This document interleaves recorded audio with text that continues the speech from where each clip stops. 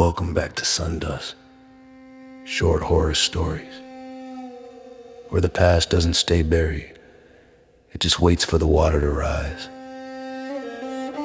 Tonight we descend into the flooded veins beneath Fayette County, West Virginia, to the Whipple Company store, a brick red relic squatting beside the old road like it's guarding something no one should find. Here, the dead still collect their wages. In full. This is the Whipple Embalmer.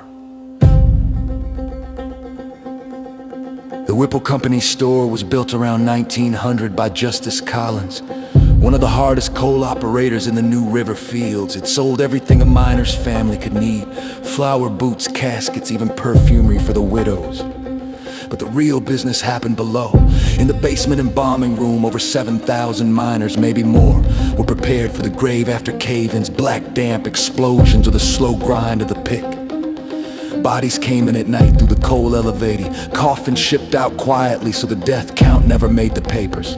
The company called it efficiency, the miners called it theft of life, of pay, of rest. When the mines flooded decades later, the lowest tunnels in the embalming chamber filled with black water that never quite drained. It smells of wet coal ash and something sharper, formaldehyde. Old-timers swear the water breathes, slow inhales, slow exhales, like lungs that never stop working. They say the voices started after the floods. Not screams, not cries for help, just the shuffle of boots on wet stone, the clink of script coins that were never cashed. Always the same demand, soft as dripping: our script back. Last spring, 4 urban explorers, college kids chasing views, slipped in through a storm drain that once connected the embalming parlor to the old elevator shaft. GoPros rolling, night vision green, laughing about content. The cameras caught the walls first, thousands of yellowed papers peeling from the damp brick. Not posters, death certificates, names smudged by mold and time. Miners, boys barely old enough to swing a pick, women who died waiting, bullet holes still pocked the upper floors from the mine wars. Unmarked graves dot the yard outside.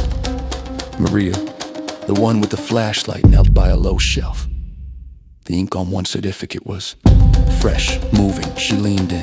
The name shifted. Her own handwriting appeared. Maria Elena Torres, birth date correct cause of death blank. Her smartwatch pulsed red, heart rate dropping like the air was pulling it out of her.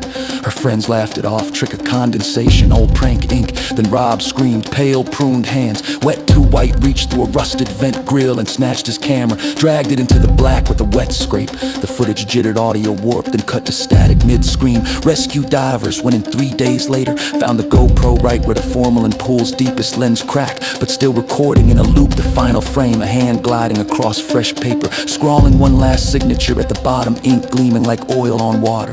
The name, theirs, all 4, dates filled in for that very week.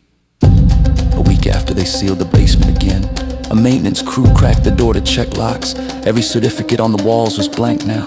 Clean white space, waiting lines, no names, no dates, just the endless drip somewhere far below, patient as compound interest. Some nights the county road patrol says the air around the old store thickens with formaldehyde, fresh, sharp, like a body just laid out. Some nights the guards stationed nearby swear they hear coins clinking in pockets that aren't there. And if you stand close enough to the boarded windows after dark, you might catch the faint shuffle of boots on wet stone, waiting for change.